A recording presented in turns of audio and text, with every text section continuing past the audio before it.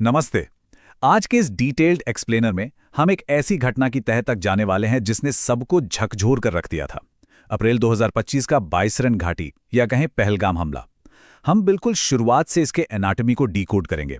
जो भी रिपोर्ट्स और डॉक्यूमेंट्स सामने आए हैं ना, उनके बेसिस पर हम समझेंगे कि कैसे जियोपॉलिटिक्स, एकदम हाईटेक गैजेट्स और एक बहुत ही खौफनाक साजिश ने मिलकर इस दिन को अंजाम दिया, बिना किसी बायस के, सिर्फ फैक्ट्स के आधार पर। तो चलिए शुरू करते हैं। तो इस पूरे एक्सप्लेनर का हमारा रोड मैप कुछ ऐसा रहेगा। सबसे पहले हम देखेंगे साजिश की शुरुआत, फिर टीआरएफ का नया मुखौटा, जो हाईटेक तकनीक और विदेशी हथियार इस्तेमाल हुए वो, बाइसरन घाटी को ही क्यों चुना गया, 22 अप्रैल का वो खौफनाक दिन, और आखिर में हमले के बाद की राजनीति। चलिए सबसे पहले बात करते हैं सेक्शन 1 की। साजिश की शुरुआत आखिर हुई कहां से? रिपोर्ट्स पर नजर डालें तो पता चलता है कि इस हमले की स्क्रिप्ट रातों रात नहीं लिखी गई थी। इसके तार कई साल पीछे जुड़े हैं, सिर्फ एक इंसान से। इमेजिन कीजिए, अप्रैल 2018 तक आदिल ठोकर नाम का एक आम सा स्टूडेंट और टीचर अचानक कश्मीर से गायब हो जाता है, और फिर अगले ही महीने मई 2018 में वो एक लीगल स्टूडेंट वीजा पर अटारी बॉर्डर के रास्ते पाकिस्तान चला जाता है। अब वो वहां पढ़ाई करने तो बिल्कुल नहीं गया था। सोर्सेज बताते हैं कि 2018 के मिड से ही उसने मुजफ्फराबाद में बाकायदा लश्कर तैयबा के कैंप्स में कॉम्बैट ट्रेनिंग लेना शुरू कर दिया। मतलब एक आम नागरिक का इस तरह ट्रेंड ऑपरेटिव बन जाना, ये इस पूरी साजिश की पहली सीढ़ी थी। और ये चीज़ बहुत ही शानदार तरीके से हमें दिखाती है कि पर्दे के पीछे आखिर चल क्या रहा था। देखिए, पुलवामा हमले के बाद लश्कर तैयबा और जैश ए मोहम्मद जैसे पुराने संगठनों पर एफएटीएफ की ग्रे लिस्ट का भारी इंटरनेशनल प्रेशर था। फंडिंग रुकने का डर था, तो सोर्सेस का दावा है कि दुनिया की नज़रों से बचने के लिए आर्टिकल 370 हटने के बाद एक बिल्कुल नई एंटिटी खड़ी की गई, द रेजिस्टेंस फ्रंट यानी टीआरएफ। इसे जानबूझकर एक सेक्युलर और लोकल नाम दिया गया ताकि पुरानी प्रॉक्सी गतिविधियां बिना किसी शक के एक नए मुखौटे के पीछे से चलती रहें। अब आते हैं हमारे दूसरे सेक्शन पे, टीआरएफ एक नया मुखौटा। इस नए प्रॉक्सी ग्रुप के स्ट्रक्चर को समझना बहुत जरूरी है। देखिए, कोई भी ऐसा ग्रुप जमीन पर बिना किसी मजबूत लोकल नेटवर्क के सर्वाइव नहीं कर सकता। यहीं पर एक बहुत क्रूशियल टर्म आता है, ओजीडब्ल्यू यानी ओवरग्राउंड वर्कर। अब ये ओजीडब्ल्यू होते कौन हैं? ये वो आम नागरिक होते हैं जो कभी हथियार तो नहीं उठाते, लेकिन इस पूरे नेटवर्क की रीढ़ होते हैं। ऑपरेटिव्स को छुपने की जगह देना, खाना पीना पहुंचाना और सबसे जरूरी, टारगेट की रेकी करना। सोर्सेस के मुताबिक ओजीडब्ल्यू के बिना जमीन पर इनका पूरा लॉजिस्टिक नेटवर्क ताश के पत्तों की तरह ढह जाएगा। तो इस टीआरएफ को चला कौन रहा था? इसमें कुछ मेन प्लेयर्स थे।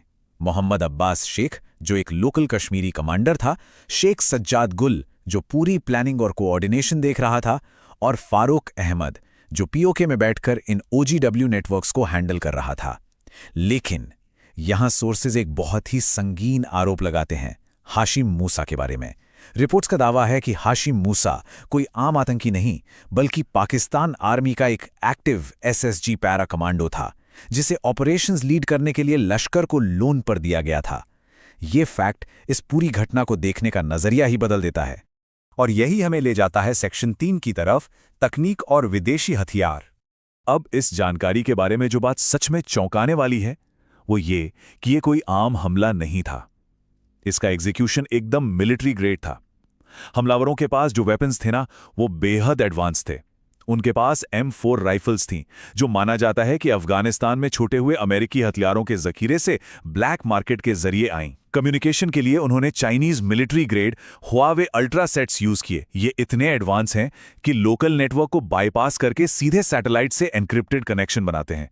मतलब इन्हें ट्रेस करना लगभग इम्पॉसिबल है। और तो और, एकदम सटीक रेकी के लिए मगजार की हाई रेजोल्यूशन सैटेलाइट इमेजेस और बिना इंटरनेट घने जंगलों में रास्ता खोजने के लिए एल्पाइन क्वेस्ट ऐप का इस्तेमाल। ये सब दिखाता है कि तैयारी किस डरावने लेवल की थी। सोर्सेज ने एक बहुत ही अजीब डिजिटल एक्टिविटी की तरफ भी इशारा किया है। फरवरी 2025 में अचानक से बीएसआई नाम की एक पाकिस्तानी डमी कंपनी ने पहलगाम इलाके की हाई रेजोल्यूशन सैटेलाइट इमेजरी की डिमांड डबल कर दी। और दिलचस्प बात यह है कि रिपोर्ट्स इस स्पाइक को ठीक उसी वक्त पीओके में हुई हमास की एक हाई लेवल मीटिंग से जोड़ती हैं। आप कनेक्शन देख रहे हैं? महीनों पहले से ही डिजिटल लेवल पर कितनी डीप और बारीक रेकी की जा रही थी। अब एक बहुत ही अहम सवाल, जो हमारा चौथा सेक्शन भी है, बाइसरन घाटी को ही क्यों चुना गया? आखिर ऐसा क्या था कि मिनी स्विट्जरलैंड कहे जाने वाले इतने शांत और खूबसूरत टूरिस्ट स्पॉट को ग्राउंड जीरो बना दिया गया? तो यहाँ सबसे क्रूशल पॉइंट है ये नंबर 4,30,00,000। जी हाँ, 2024 में इतने टूरिस्ट कश्मीर आए थे। सोर्सेस साफ तौर पर बताते हैं कि इस हमले का मेन मकसद किसी आर्मी बेस को निशाना बनाना था ही नहीं। उनका सीधा सा गोल था कश्मीर की तेजी से बूम कर रही टूरिज्म इकोनॉमी की कमर तोड़ना और आम लोगों के बीच दहशत का माहौल पैदा करना। और इसके लिए टारगेट का चुनाव बहुत सोच समझ कर किया गया था। ऑपरेटिव्स ने कई जगहों की रेकी की। उन्होंने अरू वैली को रिजेक्ट कर दिया क्योंकि वहां फोन का नेटवर्क और सड़कें बहुत अच्छी थीं, मतलब फोर्सेस जल्दी पहुंच सकती थीं। बेताब वैली को इसलिए ड्रॉप किया क्योंकि वहां सिक्योरिटी फोर्सेस बहुत पास थीं।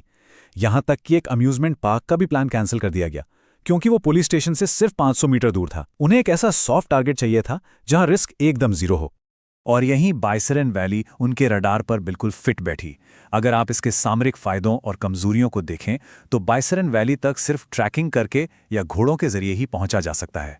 वहां कोई सीसीटीवी कैमरे नहीं थे और जो सबसे करीबी सीआरपीएफ का बेस था वो भी वहां से 30 से 40 मिनट की दूरी पर था।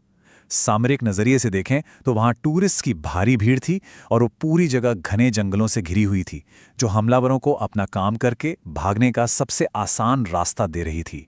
तो चलिए अब भारी मन से आगे बढ़ते हैं हमारे सेक्शन 5 की तरफ। 22 अप्रैल का वो खौफनाक दिन।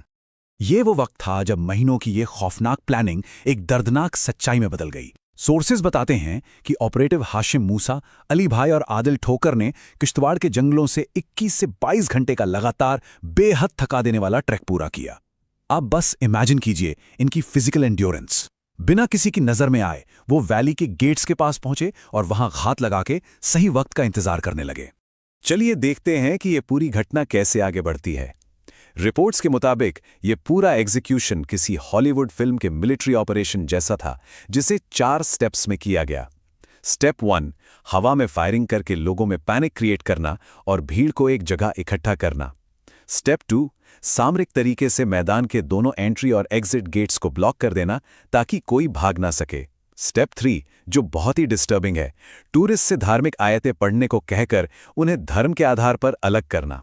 और फाइनली स्टेप 4, लक्षित लोगों को पॉइंट ब्लैंक रेंज से गोलियां मारना और इस पूरी क्रूरता को अपने बॉडी कैमरों पर रिकॉर्ड करना।